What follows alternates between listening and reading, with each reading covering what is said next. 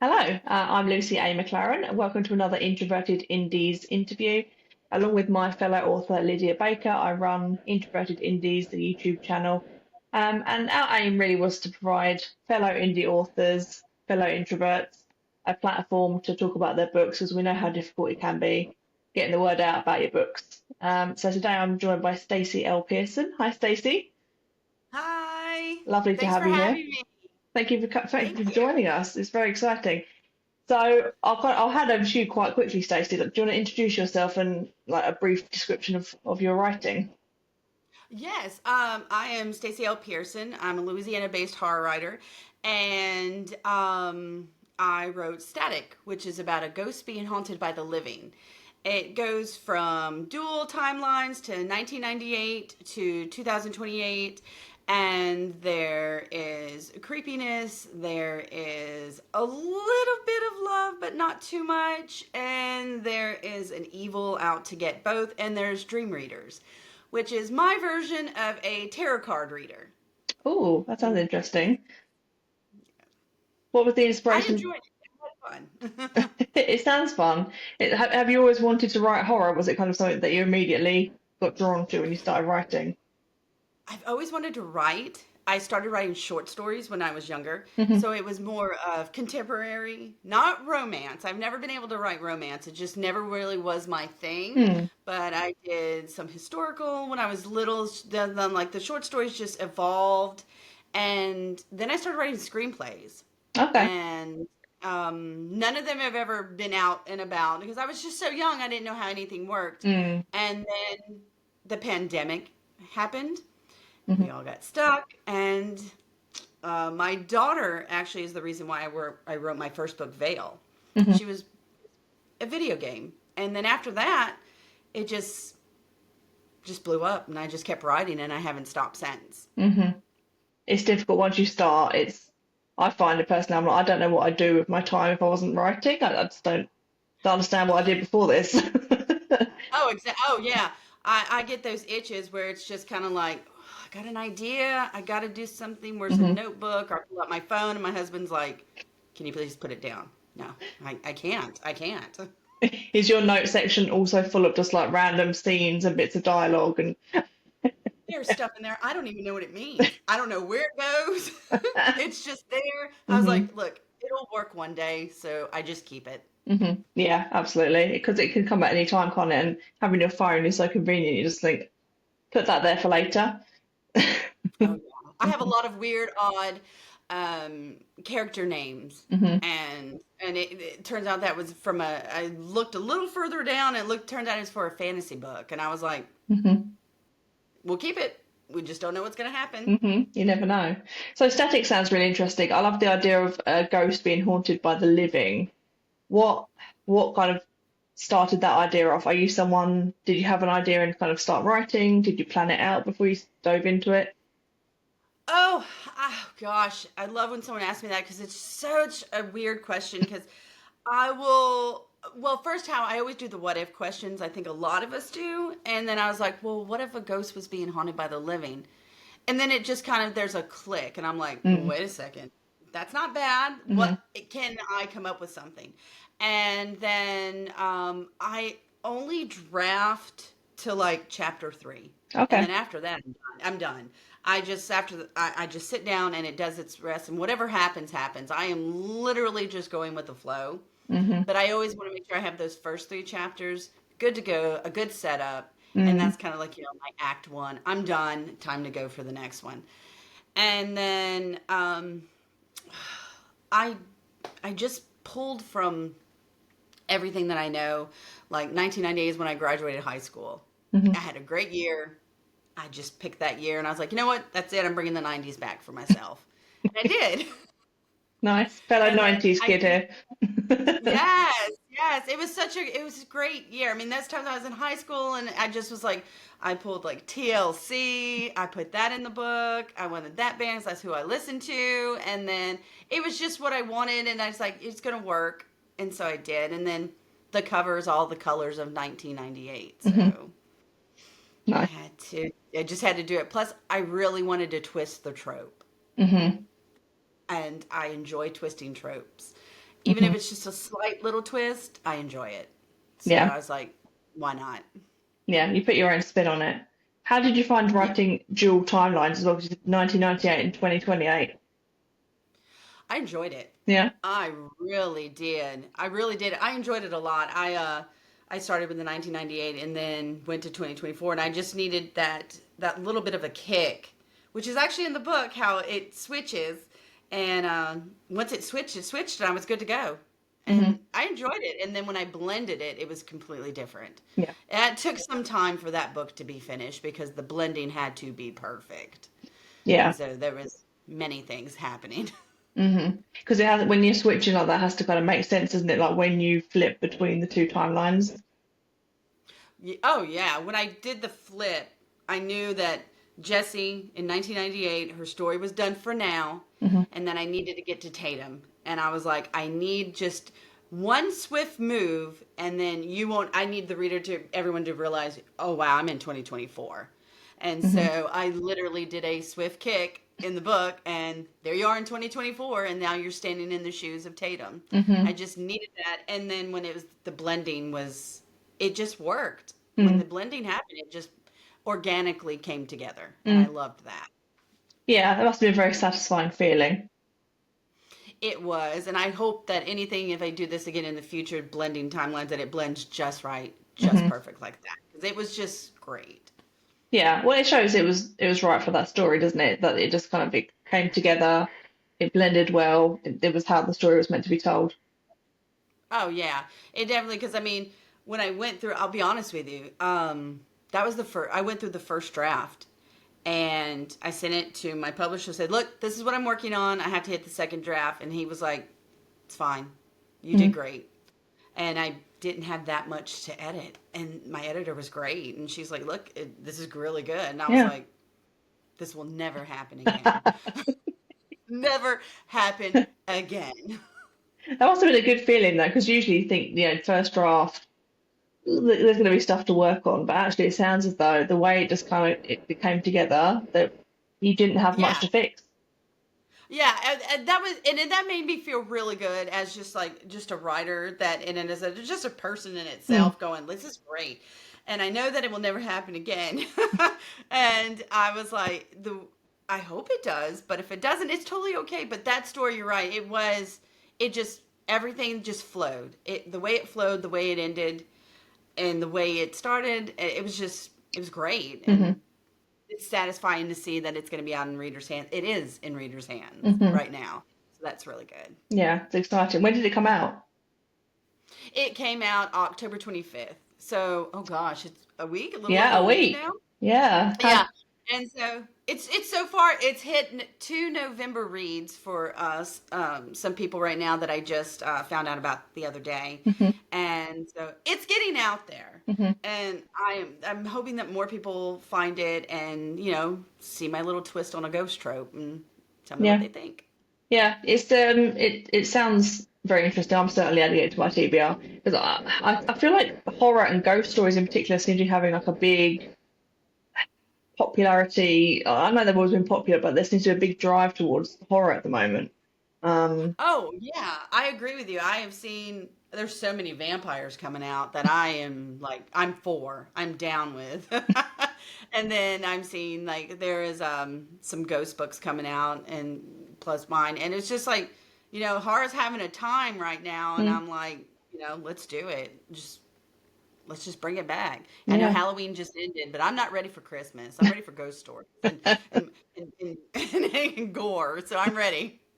yeah. It kind of feels too soon for Christmas, doesn't it? And it's yeah. I know a lot of people enjoy that kind of that season of Halloween. It feels like, to be honest, it feels like October went by in the blink of an eye. I don't know if you found that Oh, I want to like too agree. Oh quick. no, I completely agree with you. It's like I love Christmas. I know kids love Christmas. I think it's great. Once again, the Christmas spirit, it's fantastic. But then I still need that, I need Michael Myers wearing a Christmas hat on my car because he's on my car. So I'll just slap on a Christmas hat and be completely happy. Yeah, why not? So, Yep. so was Static your debut? Because you mentioned Vale as a was that your debut?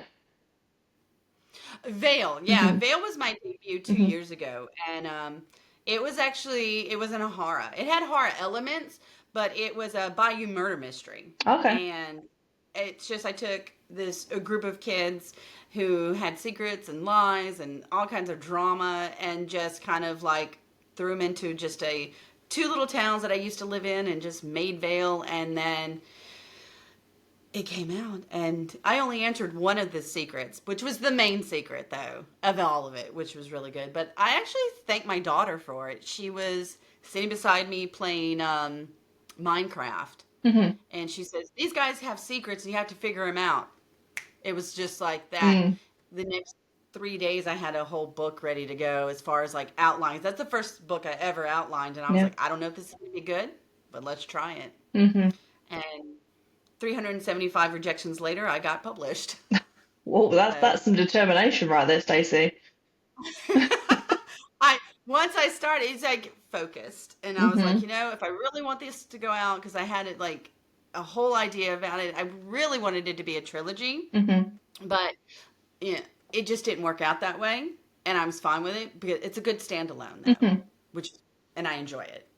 Yeah. And then I had Descendants, which is my Creole horror, island horror book. And so, yeah, I really wanted that. Siblings. I have no sibling, Mm-hmm. so most of my books will have siblings in them. Mm-hmm. It just kind of picture what I would want as a sibling. And Yeah. that is, it's actually a twist on the doppelganger. Okay. And also, Christmas traditions are in that one too. And I Mm-hmm. switched those around too. Oh, So, interesting. Sorry, what was that one called? The Descendants. Dark Dark Descendants. Descendants. Mm-hmm. So actually, so Static is your third book. Yes, my Mm-hmm. third. And I may have a next year, but nothing's really down yet. It's Mm-hmm. Mm-hmm. not announced, although not, Mm-hmm. I'm with you. Yeah. It's in that kind of grey. I've got one as well next year at some point, but it's like that grey area where you're like, it's coming out at some point, but I'm not sure when. Um, Exactly. Not sure when, but not fully announced yet, but it's there. hmm So it's because having, obviously the two books before Static, did that, did you feel more prepared, or does any time a new release comes up, does it feel like you're starting again, if you know what I mean? Like it's always something new to come up with a book release, or did you feel like I've done two before, I've got this? Oh God, no, I'm terrified. Every one of them. Hmm Completely terrified, nervous, thinking no one's gonna like it, everyone's gonna hate it, no one's gonna put it on their TBR, no one's gonna get it. It's just I have that fear. This time I really had more of a fear of it.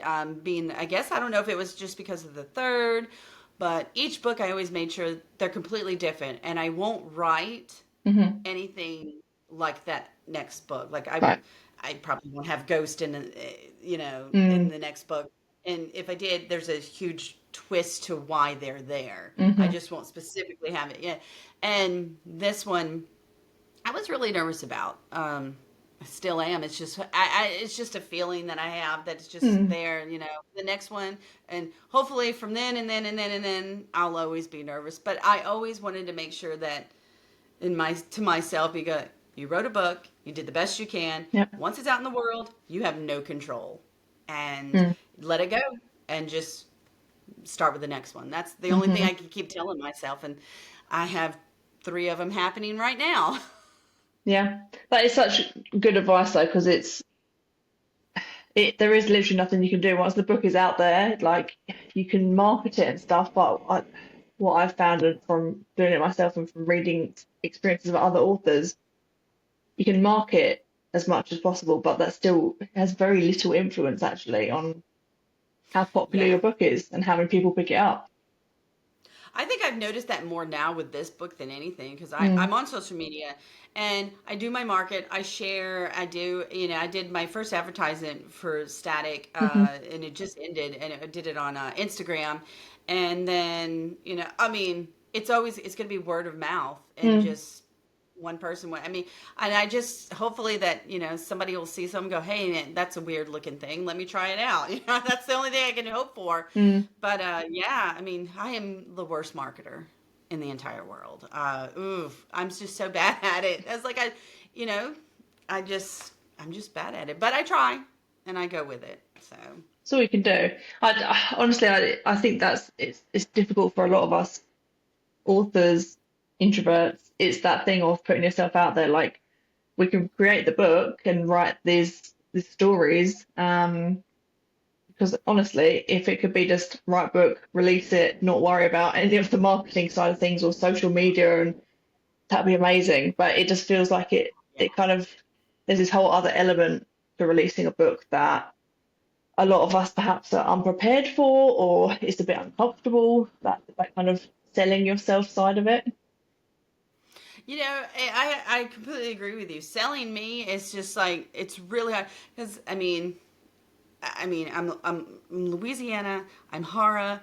I'm writing. I'm family, and then I'm a collector of anything like skulls. Yeah, Hmm. I mean, and then it's like here, honestly, we have local bookstores, but they're so small. Mm. And I'm not gonna lie, I even Googled, and two of them shut down here in my Yeah. little town. So I have Books a Million. I do have Books a Million, which is great. I'm really, but it's also, that's really it. That's how small we are. I mean, we Mm. get, so in order to be able to really reach out, you have to send out, because I send out press releases Yeah. and anything release all the time. I mean, it's open all the time, send, send, send. So it's like all over the state. And then you just pray that someone, knocks on your door and says, hey, let's talk about it. Yeah. That's really all I can do. Yeah, absolutely. It's difficult. So yeah, it's kind of I'll be honest, it's reassuring to know that you've done 3 books and you've still got those nerves because I've done 2 books and same. Like I don't know if part of it is, we put so much of ourselves into the writing.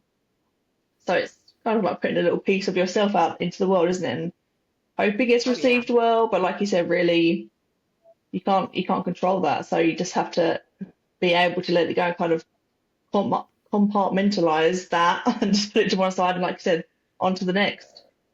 Exactly, and you sit there and you go, "Yeah, it's my third book. I hope it hits. I hope it hits." And then we always want it to just hit and just do the viral and blow up. But if it doesn't, it doesn't. But as long as I have even just like this little block of readers who are just, "Oh my God, there's the next book. You got to read this book," and just share here, I'm okay because Hmm. I know that it's out there, and I gotta have faith. I just got to have Yeah. faith that it's just going to make a round and so many people are going to be like, hey, this is a weird ghost story. Let's go with it. That's all I can do. Absolutely. Yeah. Because you said so you got Vale, Dark Descendants, Static, they're all but I feel like they're all kind of in the vein of horror, even the murder mystery one, but they're all Yeah. different. So for you, you like to just each story you want to dive into something completely new. Yeah, I do. And horror's just in my heart.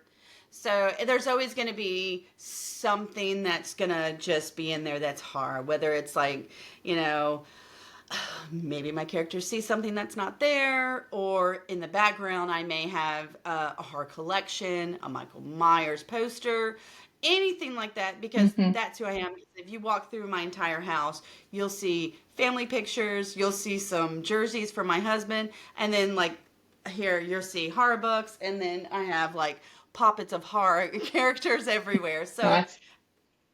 I gotta have that. And even with the one that I'm writing right now, it's a psychological thriller. Mm. There's still a little bit of horror elements somewhere inside of it. Hmm. And it's just, that's how it is. And then I have a YA one I'm working on that is just has I just like that one's more of the horror vibes, Yeah. just the creepiness. And then of course, I have two other horrors, full-fledged horror novels that I'm working on right now too, Hmm. just kind of like piecing together. And those are I'm just going with full scares. Hmm. That's So that's the plan. yeah, quite a range there. So you're working on 4 books in total at the moment. Yes, yeah. Hmm. I am smack dab in the middle of my psychological thriller, and then my husband is working with me for another book, which is Ah. really fun. Hmm. I'm really excited about that. And then I have two horror novels that are right now in my phone, in notebooks, piecing together Hmm. slowly how I want it. So I plan on having a very busy time soon at Christmas, especially. Mm. right here on my computer. It sounds it. How do you manage kind of writing that many projects, sorry, words, projects at once? Like, do you focus on one at a time? Do you kind of switch between them? I wake up in the mornings. I'm at like a 4:30 girl Mm-hmm. because I DoorDash also. Mm-hmm. So I'm gone 6, 8 hours a day.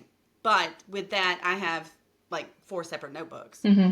The one I'm working on, the one that my husband sends me some ideas maybe, or shoots me a dialogue, and I get that down. Mm-hmm. And then that one's going to take a while because our schedules are crazy right Right. now with each other. And then with the horror ones, I am just, oh, that sounds like a good idea. I just Right. write it down. Mm-hmm. So I have four separate notebooks that are constantly with me. I mean, they're right over there right now on my desk. So I'm a late night writer Mm-hmm. and then an early one. But I know one thing with the one that I'm working on right now, it is you get a chapter done every day. Right. Even if it's bad, get it done. And that's Mm. what I do. Mm-hmm. Yeah, that's good advice too. Like that, just that idea of just write it, just get it out. Yeah. Edits can come later. Because otherwise you can really hold yourself back, can't you, with that, editing as you go, or that idea that it has to somehow be as best as it can be from the get-go, when actually that's not the case at all. Yeah, I learned the hard way on that one Mm, when with Vale, my first book. I thought it was write a chapter and edit it the best you can, right. and then write your second chapter, edit that chapter, Mm, and that's when because I didn't know, and then I got onto the writing community on Twitter, hmm. which is now kind of everywhere on Threads Yeah. and there's Blue Sky and Instagram, of course, Hmm. and it's more of no, this is how you got to do it, and then just write it, get it out of your head. Hmm. And that's what I do. But I did do something different that works for me that I don't know would work for everyone else is Hmm.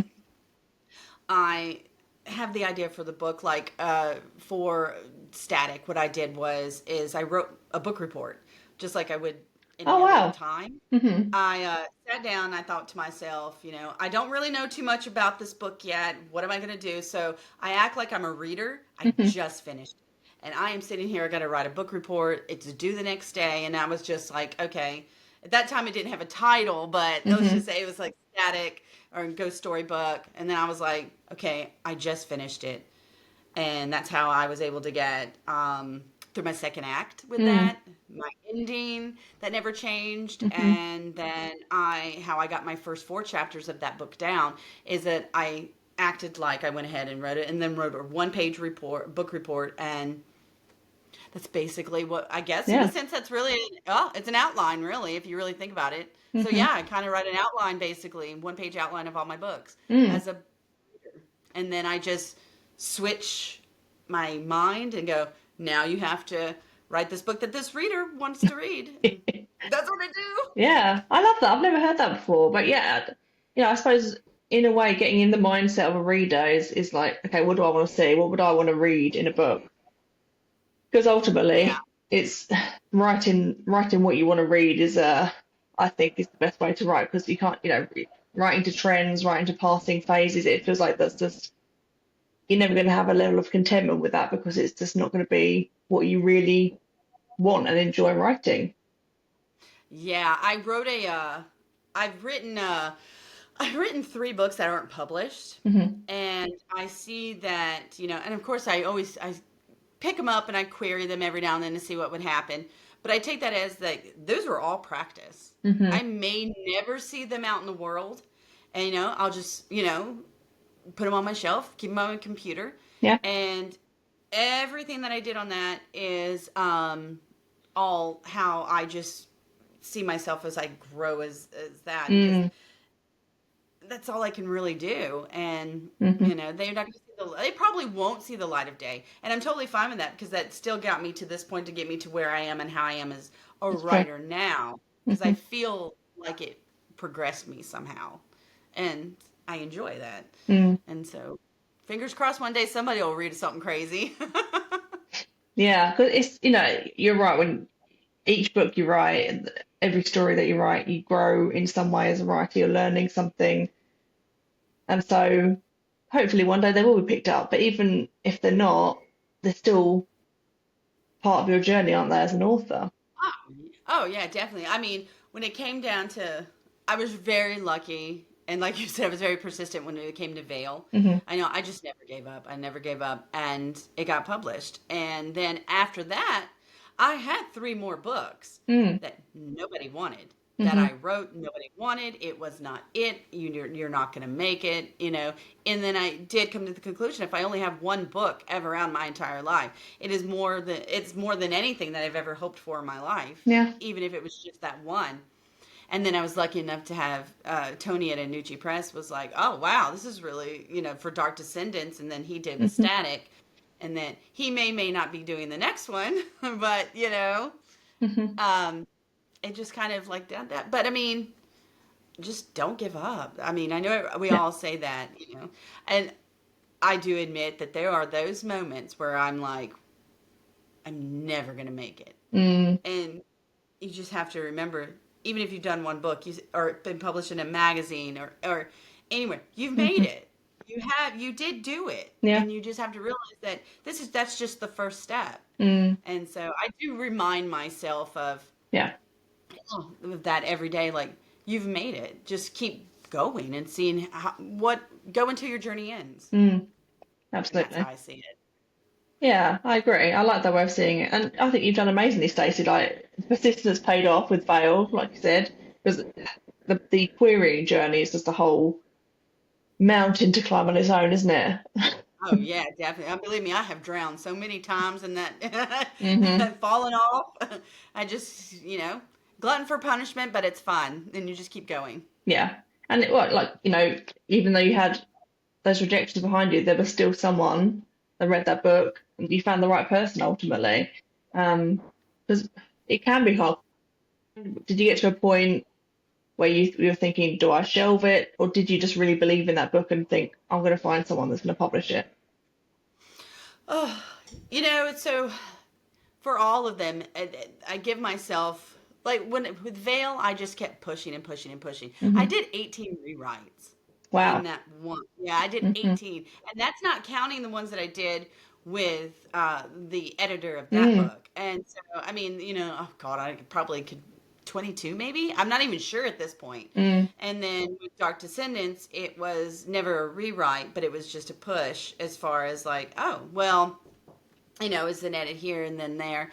And I I did shelve a lot of the books, and I thought they're not going to happen. It's not going to happen. But I do pull everything off the shelf. Hmm. See what I'm working with. Is it possible to change anything or make anything? And if not, it'll just be my own little story, and I'm Yeah. okay with it. Hmm. So I Yeah. just have to just realize that, and I do. And sometimes it's still really hard, but I still, if I know one story is not going to make it, then it's totally okay. Like I have Mm. some short stories that aren't going to make it, but I did get two picked up, and there were Nice. two that I didn't think that Hmm. was, and so hopefully they'll be out soon, and I'm Hmm. real excited about that. And no, I've had held on to for 2 years. Mm. Yeah, sometimes it's the timing that's wrong, isn't it? Rather than it's not so Yeah. much that there's anything wrong at all with what you've written. It's just you got to hit the querying at the right time. So how do Oh you yeah, I find agree. writing short stories compared to novels then? Because did you say you started with short story writing? Yeah, I did. Hmm. I remember my first story was called The Wills, Hmm. and it was about a family who moved around.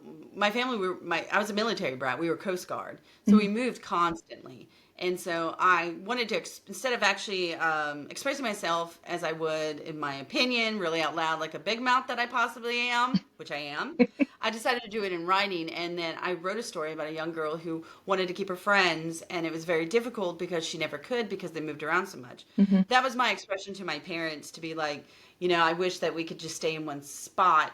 And I called it The Wills. And I mean, my parents understood everything. And then after that, my mom was like, keep going. And Hmm. then it was just short story by short story. And then eventually, yeah, the horror did come. And it just came on its own. Hmm. I mean, because I liked ghost hunting. I loved the creepy shows. I loved everything. I mean, good grief, I watched, after dark shows, Nickelodeon shows, all of those, the Goosebumps. I read the books, Christopher Yeah. Pike, R.L. Hmm. Stein, So I mean, eventually it was going to happen, but I did.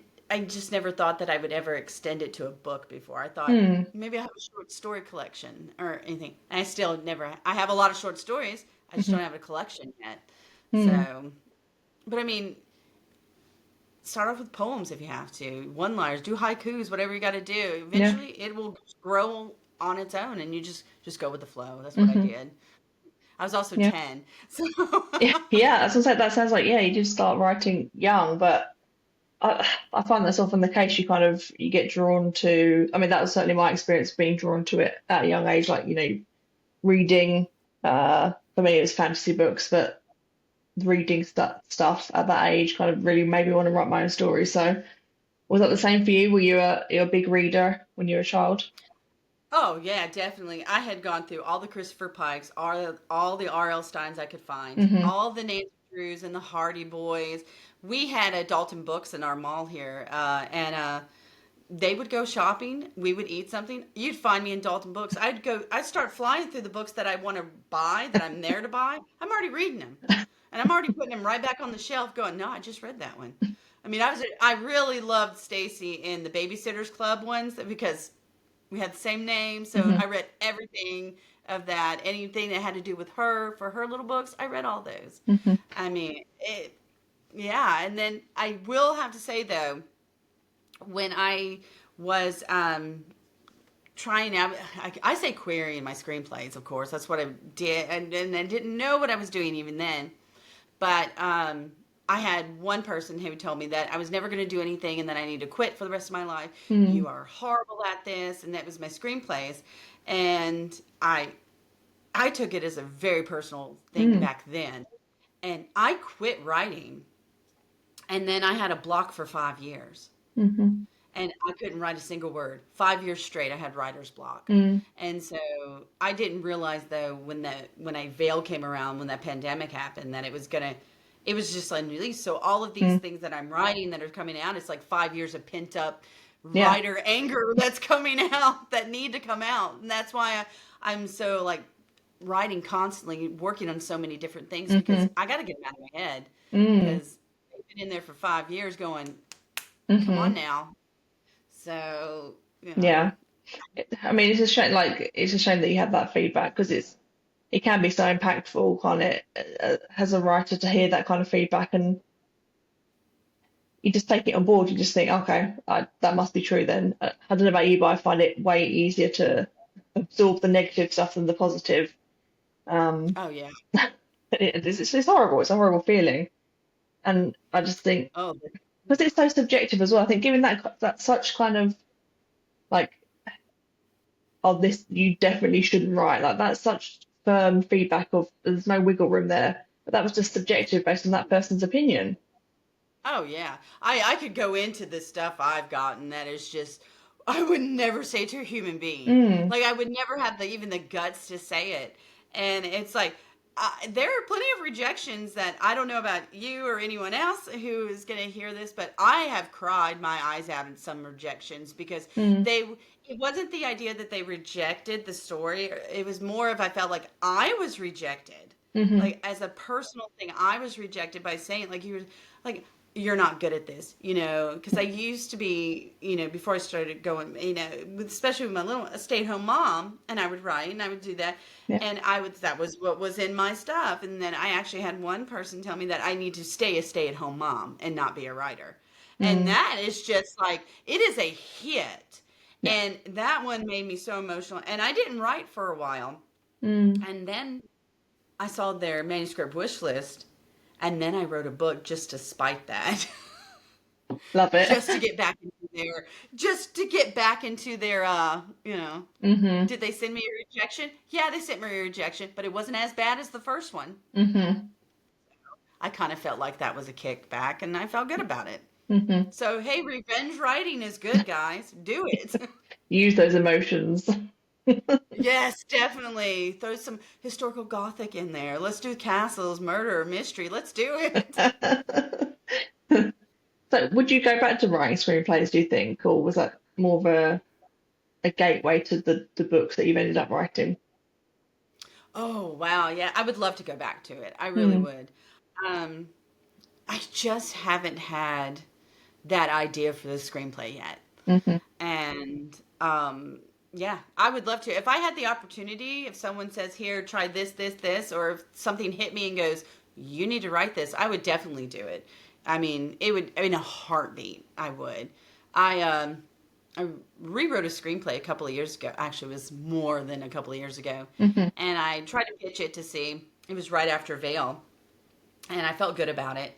And I got a great feedback. And I was Hmm. really happy about it. And yeah, I would definitely go back Mm. 100% to screenplays. Hmm. Yeah. Because how does writing a screenplay compare? I've never tried it, but it's more dialogue focused, right? And just kind of it's a lot fewer words. Like how does it compare? For me, it was definitely dialogue for me. I mean, Hmm. I would definitely put in, oh, this, and this, but for me, I mean, I don't know if it's changed or not lately because it's been so long since I've Mm. actually written one. But when I did it, it was more of like, I just go ahead and wrote my dialogue and then I would just build around my Right. dialogue. That I Hmm. did. Yeah. Okay. So it's fair to say, Stacey, that you've got a fair bit of experience under your belt. So you know short stories, you know screenplays, you've got your numerous novels. From all of that, could you give like what would be your one key bit of advice you would give that you think you've learned perhaps in your journey as a writer that you'd give to someone starting out on their journey? Oh, well, I definitely would say try the book report. Try writing your Hmm. idea as a reader who's already read it. And because that will give you a different type of insight than just doing a synopsis because it is a synopsis. It's just Mm. in a different way. Yeah. And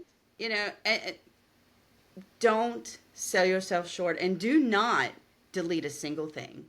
Hmm. If you do, it could be a difference between a good page or a bad page or good dialogue or bad dialogue. And maybe you want bad dialogue. I enjoy the bad dialogue because I can build that one. Mm. And I would just say don't limit yourself. And then don't also, which I still have a tendency to do, you see all your friends and all the writers, they're getting picked up with literary agents and publishers and stuff.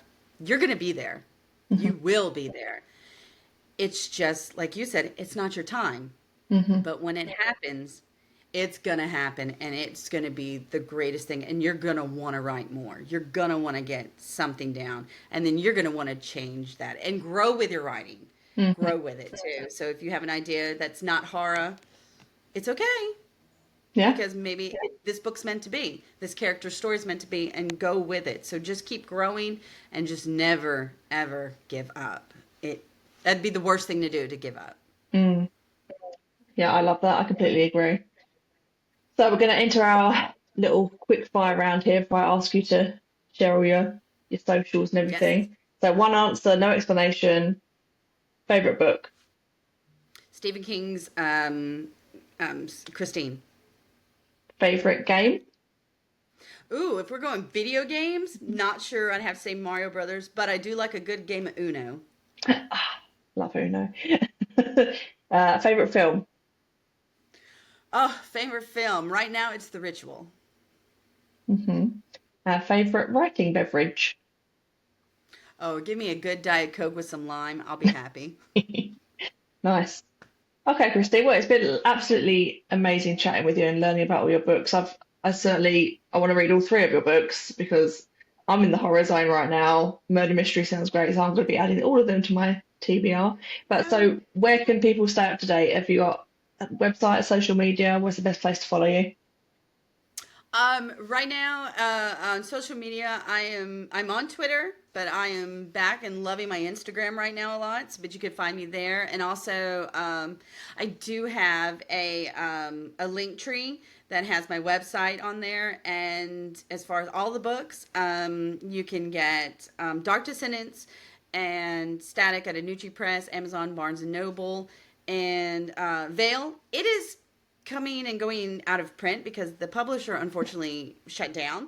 Hmm. But if you're able to get one, that's great. And not people can also just kind of find me, DM me, and I mean I got some copies here. I'm more than happy to send out. Perfect. That sounds great. Well, thank you so much for joining me. It's been lovely chatting. Thank you. Thank I had a you. great time. Thanks for having me. Thanks so much. Thank you for joining us, everyone, and we'll see you next time on Introverted Indies. Bye, guys.